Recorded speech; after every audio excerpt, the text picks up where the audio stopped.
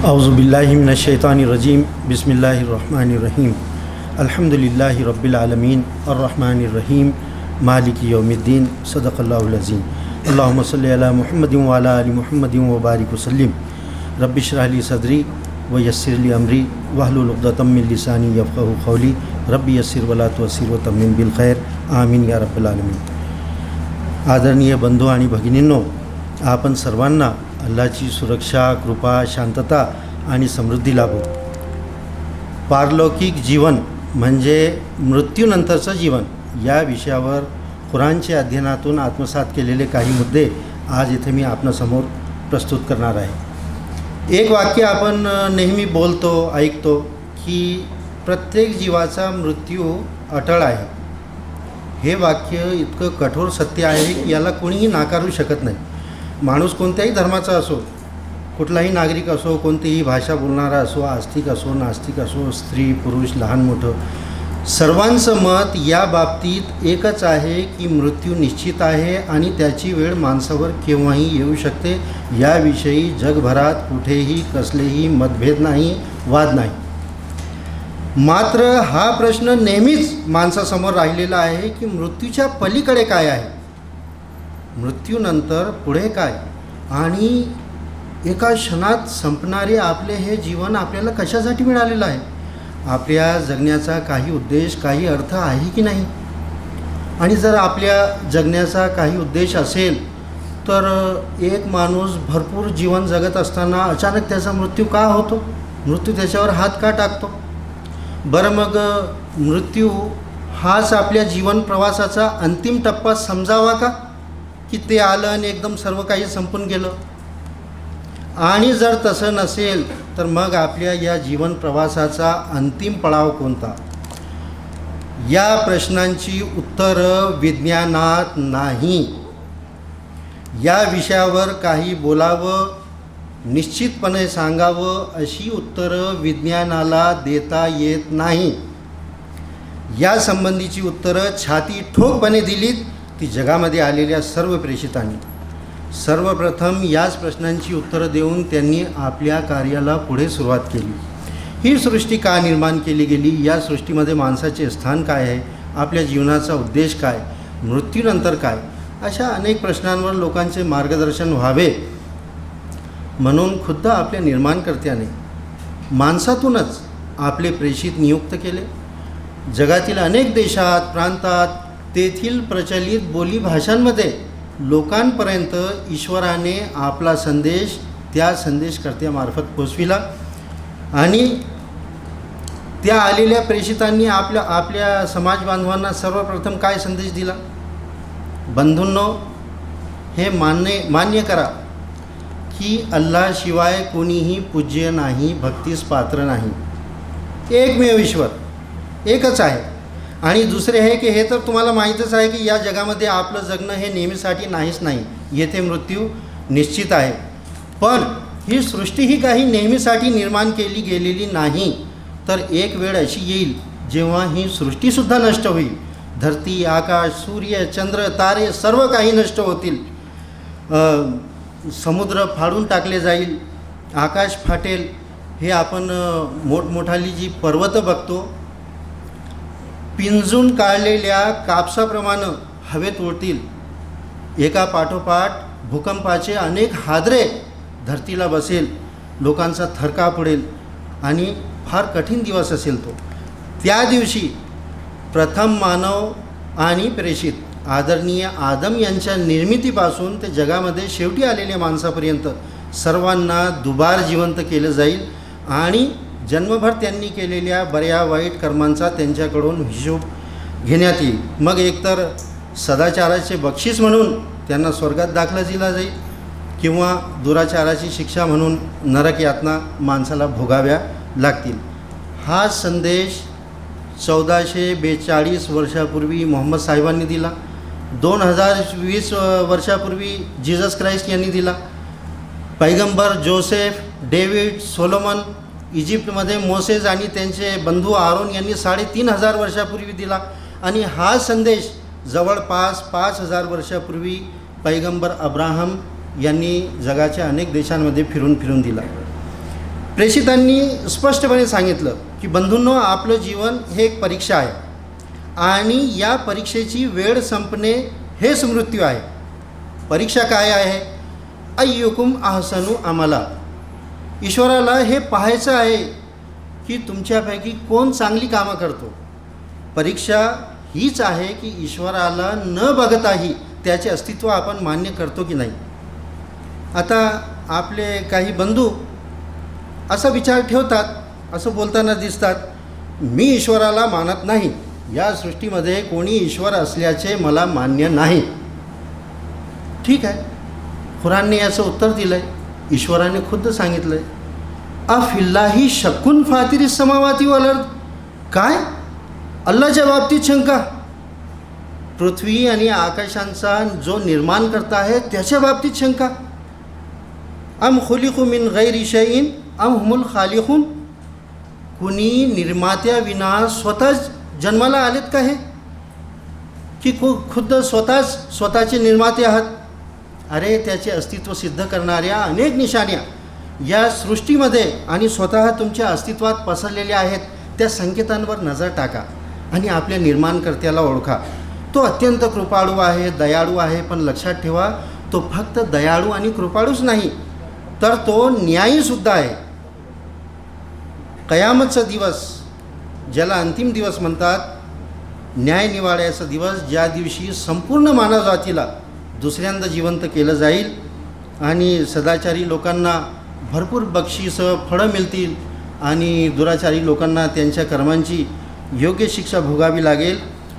त्या दिवशी जीवनाच्या परीक्षेमध्ये कोण पास झाला आणि कोण फेल झाला या निर्णयाचा तो निकालाचा दिवस असेल.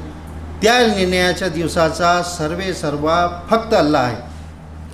त्या दिवशी न्याय निवाड्याचे सर्व अधिकार फक्त त्या एकमेव ईश्वर अल्लाच्याच हातामध्ये असतील. तिथे कसलीही धनसंपत्ती कामी येणार नाही. नातेवाईक, मित्रसंबंधी कोणीही मदतीला येणार नाही. मदत करण्यासाठी तर सोडा, एकमेकाला विचारणारसुद्धा नाही. यौम यफिरुल मरउ मिन अखीही व उम्मीही व अबीही व साहिबतीही व बनी लिकुल्ली इम्रिइन मिनहुम यौमइज़िन शानुन युगनी. त्या दिवशी माणूस आपला भाऊ, आपली आई, आपले वडील, आपली पत्नी आणि आपल्या पोरान बाळापासून दूर पडेल. क्यों भागेंगा इंसान? का पडेल? आपले प्रियजन संकटात सापडलेले असताना त्यांना मदत करण्याऐवजी त्यांच्यापासून माणूस का दूर जाईल? दुसऱ्यांच्या हिताकरिता जन्मभर जे एक दुसऱ्याला पथभ्रष्ट करीत राहिले, एकमेकाला वाईट सल्ले देत राहिले, त्याचे भयंकर परिणाम आज समोर आल्याचे पाहून माणूस एक दुसऱ्यापासून दूर पडेल. कुणी वाईट कर्माची जबाबदारी माझ्यावर टाकू नये किंवा माझ्याविरुद्ध कोणी साक्ष देऊ नये म्हणून लोक आपल्या नजीकच्या लोकांनाही त्या दिवशी घाबरलेली असतील. कोणी दुसऱ्यांच्या अपराधाची जबाबदारी घेणार नाही आणि दुसऱ्यांनी केलेल्या कृत्यांसाठी कुणाला जबाबदारी धरता येणार नाही. क्षणाक्षणाला माणूस जे काही कृत्य करीत असतो ती रेकॉर्डेड फाईल, जन्मभर केलेल्या बऱ्या वाईट कर्मांची डॉक्युमेंटरी कयामतच्या दिवशी प्रत्येक माणसासमोर ठेवली जाईल. तेव्हा आपले कोणतेही रहस्य लपून राहणार नाही. फमन यामल मिस्काला जर्रतीन खैरन यरा वमन यामल मिस्काला जर्रतीन शर्रन यरा. ज्याने तीळमात्र पुण्य केले असेल, थोडा भी नेक काम किया, तो तेथे पाहिल लिहून ठेवलेला आहे. आणि ज्याने तीळमात्र पाप केले असेल, जरासुद्धा काही वाईट काम केलं असेल, तेही तो पाहिल की त्याचीही नोंद माझ्या रेकॉर्डमध्ये आहे. माणूस म्हणेल, अरे कसली फाईल आहे, कसली नोंदवही आहे, यामध्ये तर माझं लहान मोठं कोणतंही कृत्य सुटलेलं नाही आहे. सर्वांना आपल्या पालनकर्त्यासमोर रांगेनं उभं केलं जाईल, अगदी शिस्तीत, आणि सर्वांना एक आवाज ऐकू येईल, ली मनील मुल्कुल यौम. कुणाची सत्ता आहे आज? म्हणजे खरा राजाधिराज कोण? वास्तविक साम्राज्य कुणाचं होतं आणि आहे? उत्तर दिलं जाईल, लिल्लाहिल वाहिदिल क़हार, सर्वशक्तिमान एकमेव सामर्थ्यवान अल्लाचं. मग अल्लाह विचारेल, बघा आलात ना तुम्ही आमच्यापाशी, अगदी तसंच जसं पहिल्यांदा आम्ही तुमची निर्मिती केली होती. तुम्ही तर असं समजून बसला होता की आम्ही तुमच्या हजेरीची वेळ निश्चितच करणार नाही. अल यौम तुज्जा कुल्लु नफ्सिन बिमा कसबत. आज प्रत्येक जीवाला त्याच्या कर्मरूपी कमाईचा बदला मिळेल. ला जुल्मल यौम. कसलाही जुलूम होणार नाही आज. आज कुणावरही अन्याय होणार नाही, कसलाही अत्याचार होणार नाही. इन्नल्लाह सरीउल हिसाब. निश्चितच अल्लाह हिशोब घेण्यात फार तत्पर आहे. तो प्रत्येक माणसाचा हिशोब घेईल. त्याच्या न्यायालयामध्ये 5 प्रश्नांची उत्तरं दिल्याशिवाय कुणाचीही सुटका नाही. अल्लाह विचारेल, जीवन कसे व्यतीत केले सांग. तरुण वयात तुला शक्ती दिली होती, त्याचा कसा उपयोग केला सांग. पैसा कसा कसा कमावला, कुठं खर्च केला, आणि जेवढं ज्ञान तुला प्राप्त होतो ते किती आचरणात आणलं सांग. आता एक एक गोष्ट अशी विचारण्यात आल्यावर माणसाचे काय हाल होतील. म्हणून पैगंबर साहेबांनी आपल्या अनुयायींना एक प्रार्थना शिकवली आणि ते खुद्द प्रार्थना करायचे की हे अल्लाह माझा सहज सोपा हिशोब घे. पैगंबर साहेबांना विचारण्यात आलं की सहज सोपा हिशोब म्हणजे काय. पैगंबर साहेबांनी सांगितलं की माणसाचा रेकॉर्ड अल्लाहसमोर ठेवण्यात येईल. अल्लाहने रेकॉर्डवर एक नजर टाकली, वाईट कृत्यांना क्षमा केलं आणि म्हणाला जा. हा झाला सहज सोपा हिशोब. आणि ज्याला एक एक प्रश्न विचारण्यात आला तर मग त्या माणसाची खैरच नाही. त्या दिवशी ईश्वराच्या प्रकोपापासून आणि नरकाग्नीपासून जो वाचला आणि स्वर्गामध्ये दाखल केला गेला त्यालाच मुक्ती असं म्हटलं गेलं आहे. सर्व प्रेषितांनी त्यालाच मुक्ती म्हटलं आहे. आता सफल व्हावं, आपण यशस्वी व्हावं ही प्रत्येक माणसाची इच्छा असते. पण आपण काय केलं की सफलतेचे आणि यशाचे वेगवेगळे प्रमाण बनवून ठेवले. आपल्यापैकी काही जणांना वाटतं की बऱ्यापैकी धनसंपत्ती, कॅश, सुंदर बंगला, गाड्या, नौकर चाकर असलं म्हणजे यश आलं. कुणाला वाटतं की नाही, मान सन्मान महत्त्वाचा, प्रतिष्ठेचं एखादं पद आपल्या जवळ असलं पाहिजे, लोकांनी आपला आदर केला पाहिजे आणि आपल्या मागं पुढं माणसं असली पाहिजे. कोणी म्हणतो की नाही शारीरिक आरोग्य महत्त्वाचं आहे. तर कोणी म्हणतो की नाही, मानसिक शांती ज्याला लाभली तोच यशस्वी. आणि कुणाला वाटतं की आपल्या नजरेसमोर आपल्या मुलाबाळांनी आणि आपल्या नातेवाईकांनी प्रगती करावी, उन्नती करावी, याला सफलता म्हणतात. लोकांनी आपापल्या मनाप्रमाणे, आपल्या इच्छेप्रमाणे सफलतेची व्याख्या करून ठेवलेली आहे. जगामध्ये जे सारे प्रेषित आले त्यांनी सफलता कशाला म्हटलेली आहे. अंतिम न्यायाच्या दिवशी जेव्हा माणसाच्या कर्मांचा हिशोब घेतला जाईल, बिलकुल तराजू लावून कामांचे मोजमाप होतील, त्या दिवशी ज्याच्या सत्कर्माचे पारडे जड असेल तो यशस्वी आणि ज्याचे पारडे हलके तो नाकाम, तो फेल. आता हीच गोष्ट मुक्तीच्या बाबतीतही लागू आहे. मुक्तीच्याही आपण वेगवेगळ्या धारणा बनवून ठेवलेल्या आहे. त्या विविध धारणांचे तात्पर्य काय. कुणी म्हणतो की वाईट कर्मापासून सुटला म्हणजे मुक्ती झाली. कुणाला काय म्हणायचं आहे की वाईट विचार, वाईट आस्था, वाईट रीती, परंपरा, पद्धती सोडल्या म्हणजे माणूस मुक्त झाला. कुणी म्हणतो की नाही आपल्या इच्छेमागे अंधाधुंद धावणं यापासून सुटला पाहिजे माणूस. आणि कोणी म्हणतो की नाही, वाईट इच्छापासून मुक्त होणे हीच खरी मुक्ती. बंधू आणि भगिनींनो, प्रेषितांनी खरी मुक्ती कशाला म्हटलं आहे माहीत आहे. कयामतच्या दिवशी अल्लाहच्या न्यायालयामध्ये जिथे प्रत्येक माणसाला आपल्या कर्मांचा जाब द्यायचा आहे, तिथे अल्लाह आपल्या कृपादृष्टीने ज्या ज्या लोकांच्या अपराधांना क्षमा करेल आणि त्यांच्या एकंदरीत कामगिरीवर प्रसन्न होऊन त्यांना स्वर्गामध्ये दाखला देईल, यालाच मुक्ती मिळणे असं सर्व प्रेषितांनी म्हटलेलं आहे. आता मरणोत्तर जीवन, स्वर्ग, नरक याला फक्त एक तत्त्वज्ञान असं म्हणता येत नाही, किंवा हा भल्या विचारांची दुनिया आहे असंही म्हणता येत नाही. पैगंबरांच्या कार्याविषयी एक गोष्ट आपण नीट समजून घेतली पाहिजे की जगामध्ये आलेल्या हजारो प्रेषितांपैकी प्रत्येक प्रेषिताला ईश्वराने त्यांच्या पदानुसार आकाश आणि जमिनीतील अनेक हकीकतींचे निरीक्षण करविले आणि भौतिक पडद्यांना बाजूला सारून प्रत्यक्ष डोळ्यांनी ते सर्व काही प्रेषितांना दाखविले गेले, ज्यांच्यावर न पाहता आपल्याला श्रद्धा ठेवण्यास सांगण्यात आलेलं आहे. या ठिकाणी प्रेषित आणि एखाद्या तत्त्वज्ञानीमध्ये असणारा फरकही आपण लक्षात घेणे फार महत्त्वाचे आहे. तत्त्वज्ञानी जे काही सांगतात ते आपली बुद्धी, आपल्या अनुमानाच्या जोरावर सांगतात, परंतु प्रेषितांनी जे काही सांगितलं ते प्रत्यक्ष ज्ञान आणि प्रत्यक्ष अनुभवावर आधारित सत्य आहे. आता ज्या प्रेषितांनी आपल्याला ही माहिती दिली, जीवनात कधीही त्यांनी खोटं बोलण्याचा प्रयत्न केला नाही. त्यांच्यापेक्षा जास्त सत्यवादी जगामध्ये कोणी झालंच नाही.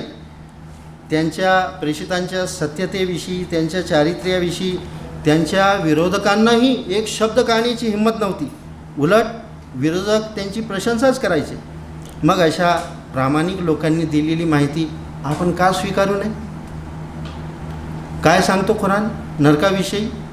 फत्तकुन नारल्लती वक़ूदुहा अन्नासु वल हिजारा उइद्दत लिल काफिरीन. वाचवा स्वतःला त्या आगीपासून ज्याचे इंधन माणसं आणि दगडं असतील. कोणासाठी बनवलेली आहे नरक? ती आग सत्याला नाकारणारे, सत्याचा विरोध करणाऱ्यांसाठी तयार केली गेलेली आहे. जिथे शरीराची कातडी जळून गेल्यानंतर तिच्या जागी दुसरी कातडी दिली जाईल, जेणेकरून माणसाने पुन्हा पुन्हा यातना भोगाव्यात.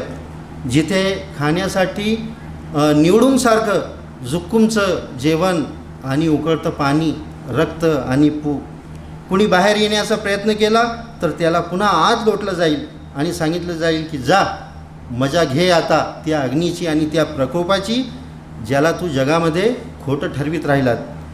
अत्यंत जीव घेण्या यातना. माणूस मरणार नाही आणि जिवंतही राहणार नाही.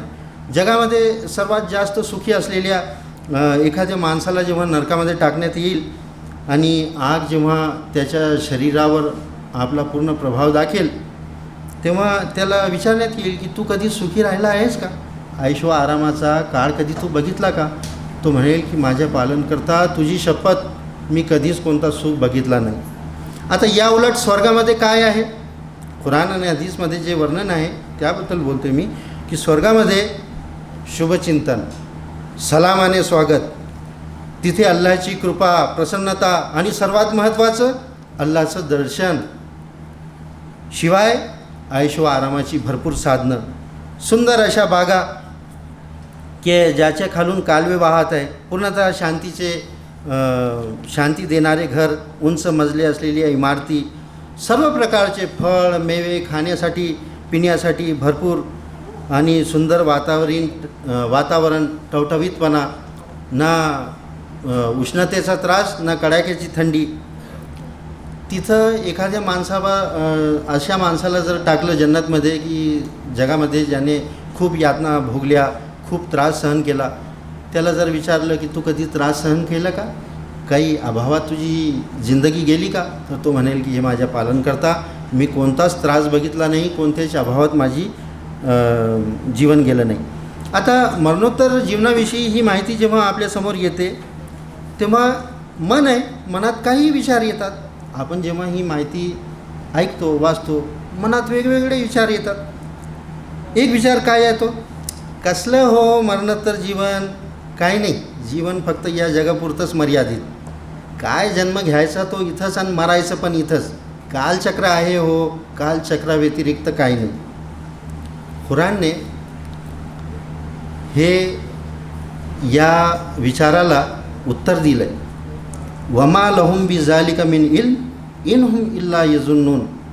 खरं म्हणजे वास्तविक पाहता या बाबतीत यांच्याकडे कोणतंच ज्ञान नाही, केवळ कल्पनेच्या आधारेच हे असं बोलतायत, केवळ तर्क लढवित आहेत.